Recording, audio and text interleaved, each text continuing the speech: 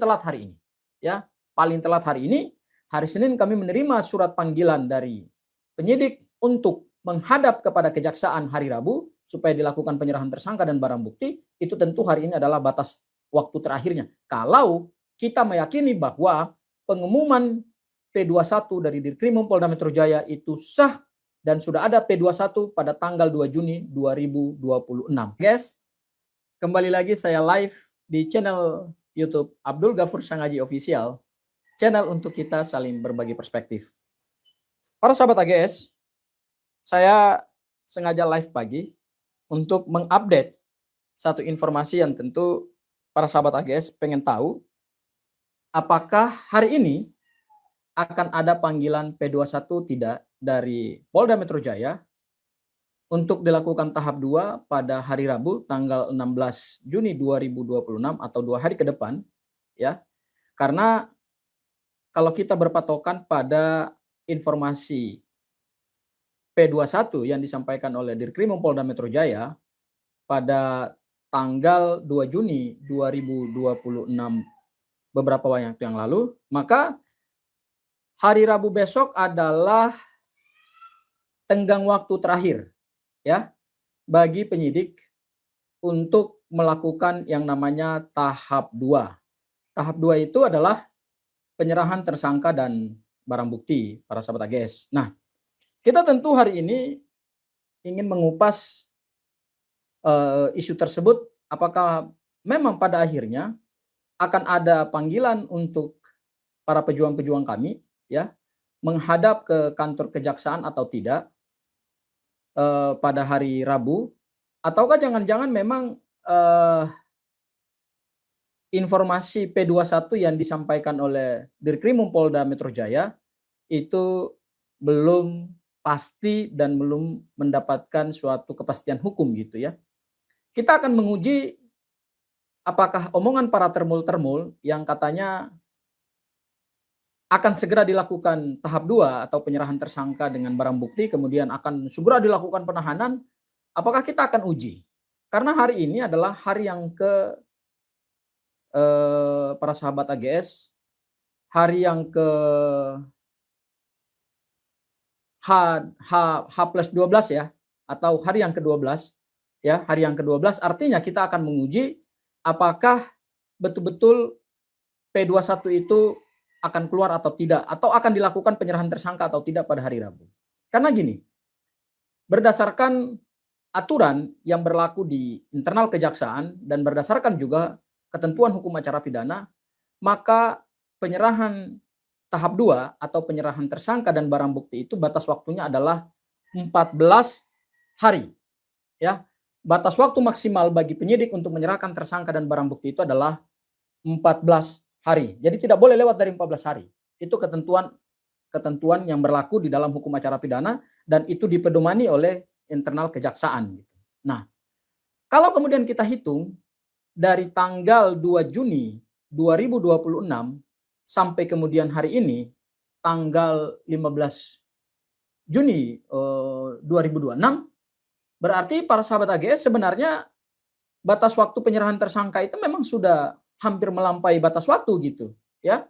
Dan kita akan menguji apakah hari ini hari yang ke-12 ya, hari yang ke-12 apakah hari ini akan keluar namanya surat panggilan kepada para tersangka untuk dilakukan tahap 2 pada hari Rabu, karena ingat besok itu adalah tanggal 1 Muharram 1448 Hijriah, sehingga tentu tidak mungkin di hari libur itu akan diberikan surat panggilan kepada para tersangka.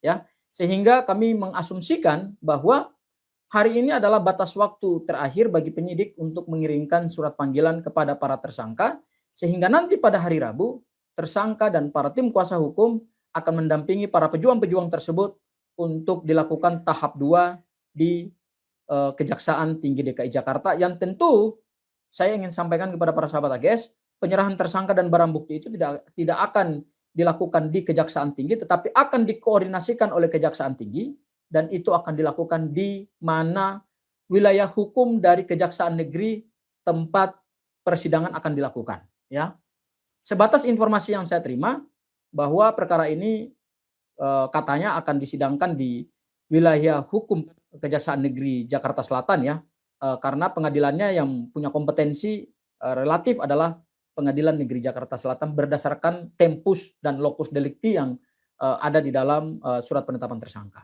Ya, jadi saya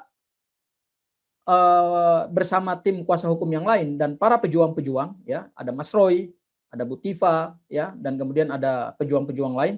Kami tentu hari ini ingin menguji apakah omongan para termul-termul bahwa ini sebentar lagi akan dilakukan tahap 2 ya.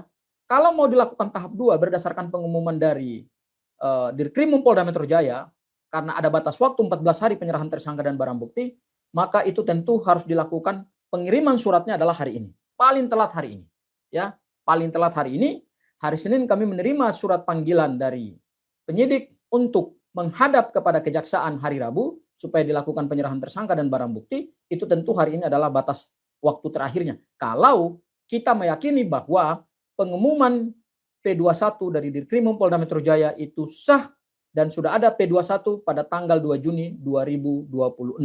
Karena sekali lagi saya tegaskan, batas waktu penyerahan tersangka dan barang bukti itu berdasarkan hukum acara pidana dan dipedomani oleh internal kejaksaan itu adalah 14 hari. Jadi only 14 hari. Lewat dari 14 hari tentu itu akan menjadi pelanggaran ya, dan saya kira pihak kejaksaan juga tidak akan menerima ya penyerahan tersangka dan barang bukti melampaui batas waktu yang sudah mereka tentukan gitu. Tapi apakah penyerahan tersangka itu akan dilakukan pada hari Rabu dan kemudian barang buktinya juga diserahkan kepada jaksa penuntut umum? Saya masih ragu sampai hari ini para sahabat AGS ya. Karena kalau kemudian kita lihat apa yang disampaikan oleh Dirkrimum Polda Metro Jaya bahwa informasi tanggal 2 Juni tahun 2026 itu Dirkrimum mengatakan bahwa berdasarkan hasil koordinasi mereka dengan kejaksaan tidak diperlukan lagi pemenuhan terhadap petunjuk P19 dan akan ditentukan jadwal penyerahan tersangka dan barang bukti. Saya kira pernyataan ini masih bersayap ya, masih sangat bersayap dan tidak menimbulkan kepastian hukum, tetapi kemudian diinterpretasikan oleh para termul-termul itu bahwa seolah-olah kejaksaan telah menyatakan berkas perkara para pejuang kami itu dinyatakan P21. Saya kira ini adalah penafsiran yang pada akhirnya membuat ruang publik menjadi gaduh, apalagi bukan hanya mereka tafsirkan itu P21, tetapi bahkan mereka meminta untuk dilakukan penahanan gitu ya. Lagi-lagi kami ingin katakan bahwa para termul-termul ini bukanlah pihak yang punya kewenangan di dalam perkara ini, tidak punya otoritas di dalam penanganan perkara pidana ini, mereka bukan pihak pelapor. Mereka tidak punya legal standing atau kedudukan hukum dalam perkara pidana ini, mereka lah hanya supporter. Ya, mereka itu namanya aja relawan. Relawan itu kan sifatnya informal. Relawan itu tidak diberikan kuasa oleh Pak Joko Widodo. Yang menerima kuasa itu seingat saya ada 4 rekan pengacara yang 4-empatnya saya sudah, tiga diantaranya saya sudah berdialog dan berdebat dari forum televisi ke televisi. Hanya 1 yang saya belum pernah bertemu ya. 4-nya itu yang pertama adalah Yakub Hasibuan, anaknya Pak Oto Hasibuan selaku tim kuasa hukum Pak Jokowi, dan beberapa waktu yang lalu saya berdebat dengan dia di head to head CNN. Yang kedua adalah Profesor Firmanto ya, itu juga tim kuasa hukum resmi. Yang ketiga adalah rekan saya Rifai Kusumanegara, dan yang keempat ada seorang pengacara yang juga saya kenal karena kami sama-sama di peradinya Pak Oto Hasibuan, yaitu Andra Reinhardt